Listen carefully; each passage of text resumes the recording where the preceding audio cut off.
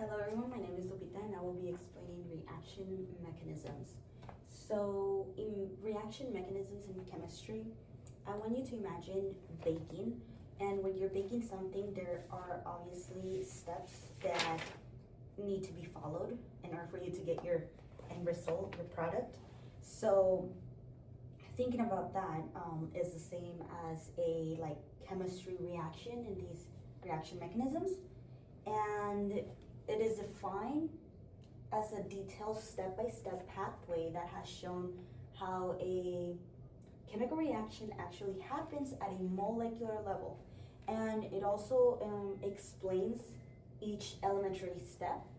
So it explains each elementary step, intermediates that are formed throughout the chemical reaction and mechanism, and then it also explains you the break and the formation of bonds, and it tells you about which step is controlled and your overall rate of the reaction. So when talking about reaction mechanisms, we need to keep in mind that they might not include these steps depending what chemical equation is given to us. But elementary steps, intermediates, transitional states, bond breaking and bond forming sequences, rate determining steps, and role of a catalyst. These are important for reaction mechanisms, and the overall concept is important because they explain how a reaction proceeds the way it does. So it shows you the steps. It again, step by step, it shows you how it got from point A to point B, and which way, what did it lose, what did it gain, how is it arranged, and then it helps you predict reaction rates, products, and energy changes of the chemical reaction. And it helps also chemists design the better how a catalyst plays a role on it, and the reaction condition of these reaction mechanisms in chemical reactions.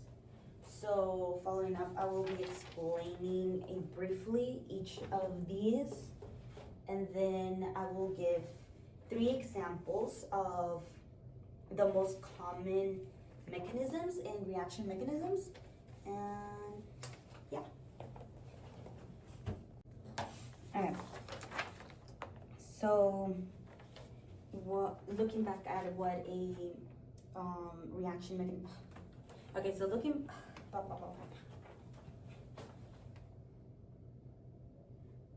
so looking back at what a reaction mechanism includes, elementary steps, each of it's a representation of a single molecular event, and this is either a collision or a bond breaking form.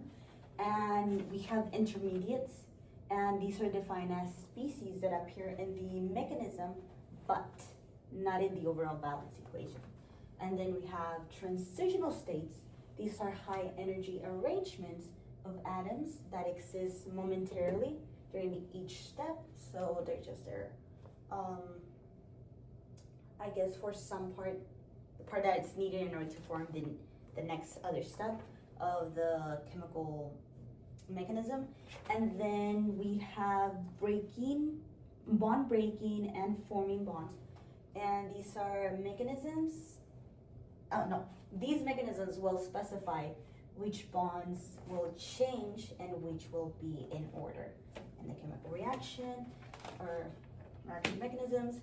Then we have rate determining, and it shows the slowest step that controls the overall rate reaction. And lastly, we have catalyst. The catalyst is important because it appears in early steps and are regenerated later in the reaction mechanism overall products.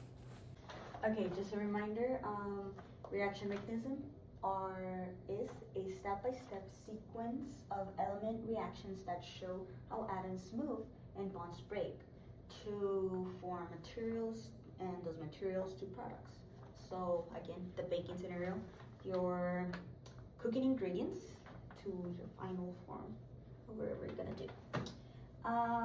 Example is this decomposition of NO2, which is nitrogen dioxide, and we're gonna look at the rate determining step. The overall reaction of this is going to be 2NO2 gas to 2NO2 gas plus O2 gas.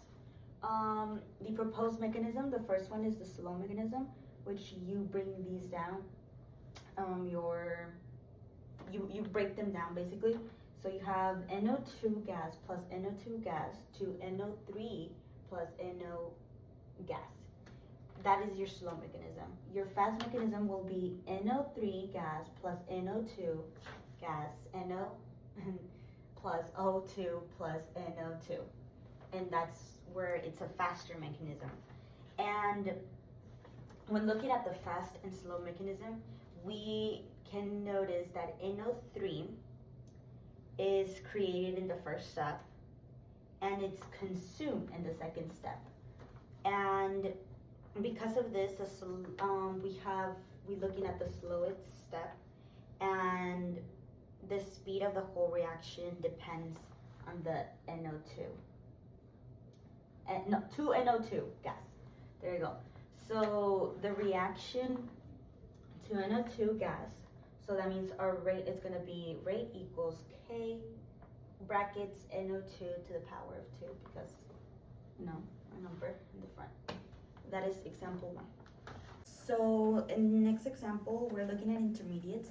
So we're going to work with the reaction between nitrogen monoxide, or NO, and our hydrogen, or H2, and the overall reaction will be 2NO gas plus 2H2 gas in order to get it N2 gas plus 2H2 O gas. The proposed mechanisms, so the first one is the slowest because again we're breaking down each of these bonds, and we have the breakage of this, and then which this is a slow one, and the second one is going to be our fast mechanism. So from looking at these, we are able to know that our N2O, it's our intermediate, because if we remember, our intermediates are whatever is created in the first step, and if it was consumed in the second step. So N2O gas is our intermediate in this overall reaction. Okay, last example will be we'll be working with a catalyst.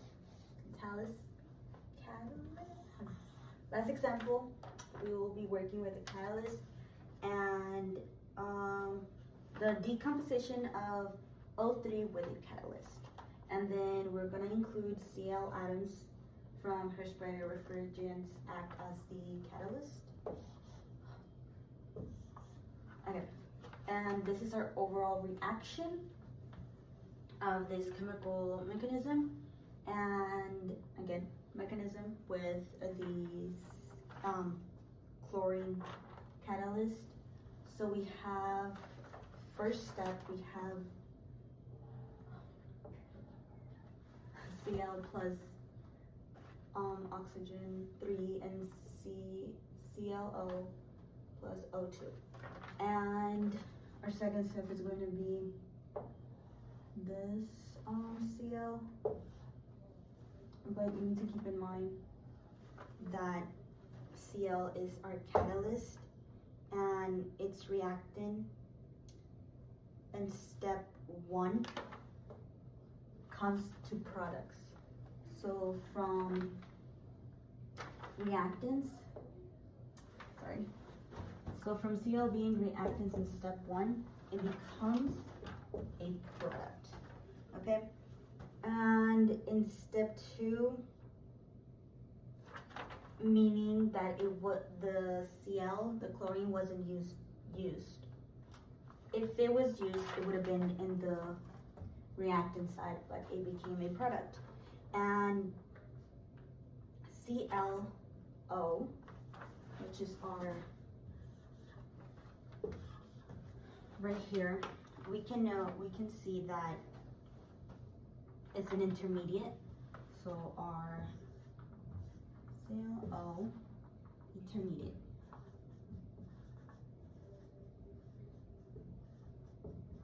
Because it was used in step one.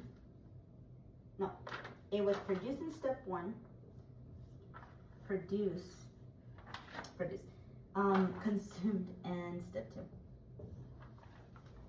And this entire thing matters because the catalyst provides a shortcut or a lower activation energy path, making the reaction happen much faster, as like how we seen the previous other problems, than it would on its own. And overall, this explains why the importance of reaction mechanisms and the process step by step is really important in chemistry. And these were some of the most common things that you see or work with to get you familiarized with the topic.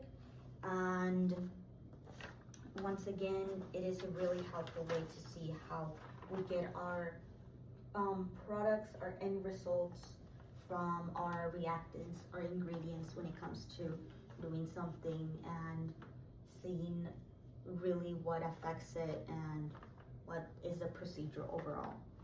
Thank you.